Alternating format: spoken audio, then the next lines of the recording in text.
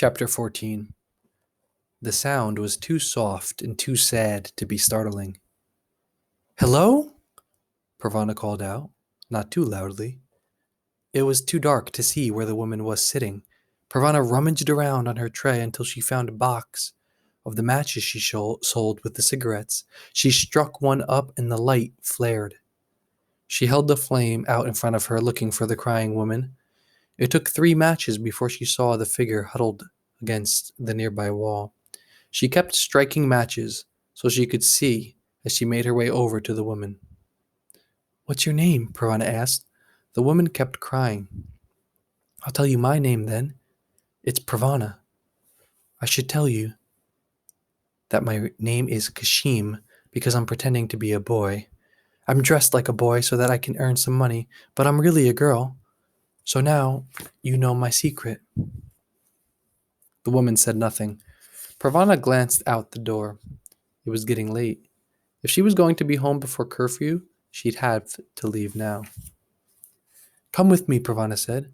"My mother is away, but Mrs. Weira is at home. She can fix any problem." She struck another match and held it up to the woman's face. It suddenly dawned on her that she could see the woman's face. It wasn't covered up. "Where is your burqa?" She looked around but couldn't see one. "Are you outside without a burqa?" The woman nodded.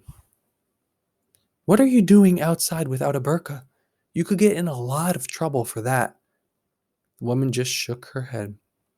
Pravana had an idea. "Here's what we'll do.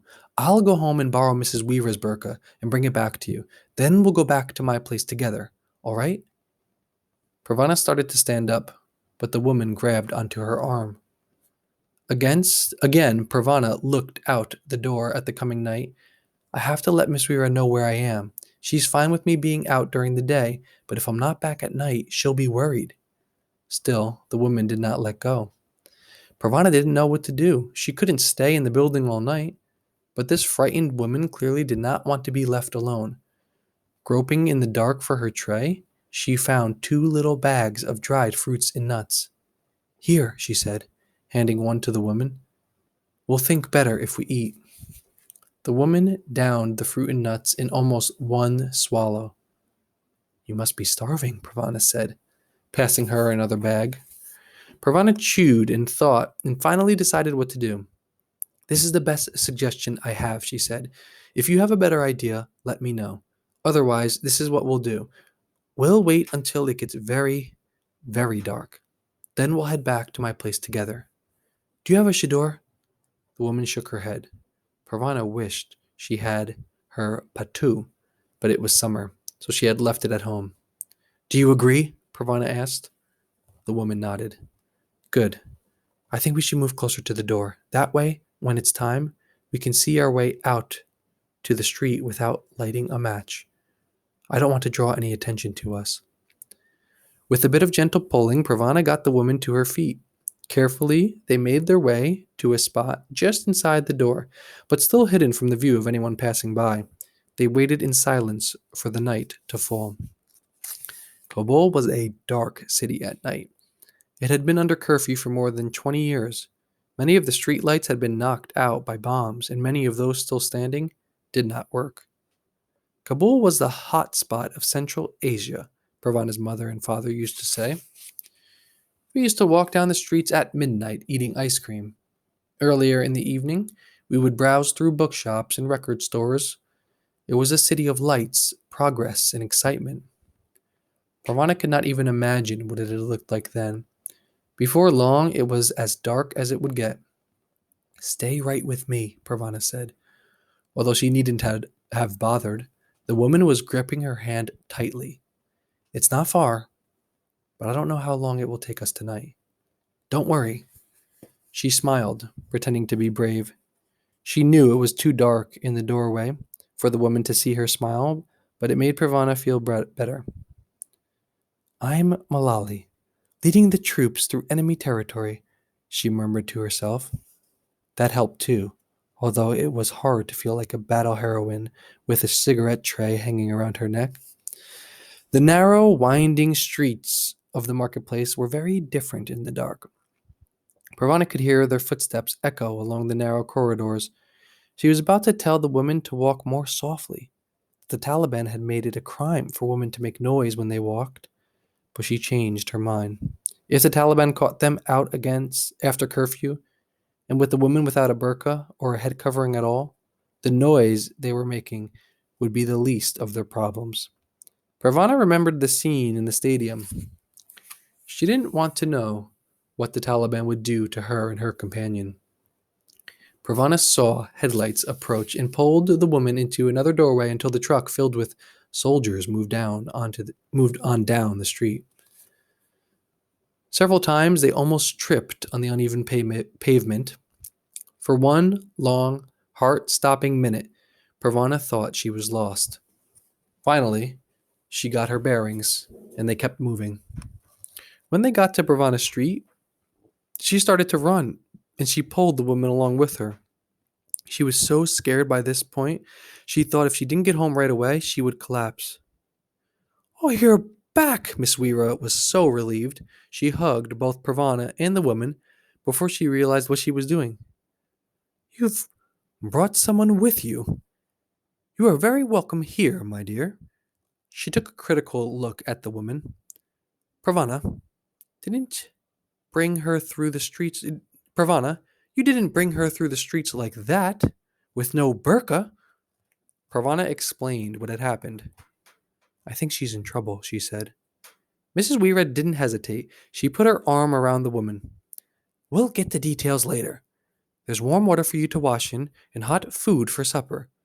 You don't look much older than Pravana." Pravana took a good look at her companion. She hadn't seen the woman in the light before. She looked a little bit younger than Naria.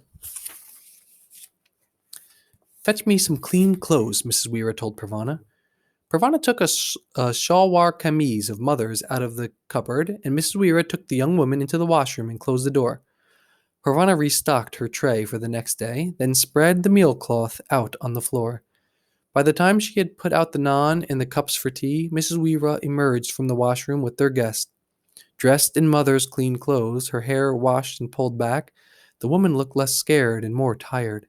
She managed to drink half a cup of tea and eat a few mouthfuls of rice before she fell asleep. She was still sleeping when Pravana left for work the next morning. "Fetch me some water, please, dear," Mrs. Weaver asked before Pravana went off to the market. "That poor girl's clothes need washing." Finally, that night, after eating supper, the girl was able to talk. "My name is Homa," she said. "I escaped from Mazar-e-Sharif just after the Taliban captured the city." "The Taliban have captured Mazar?" Pravana exclaimed. "That can't be. My mother is there. My brother and sisters are there." "The Taliban is in Mazar," Homa repeated. "They went from house to house looking for enemies. They came to my house. They came right inside.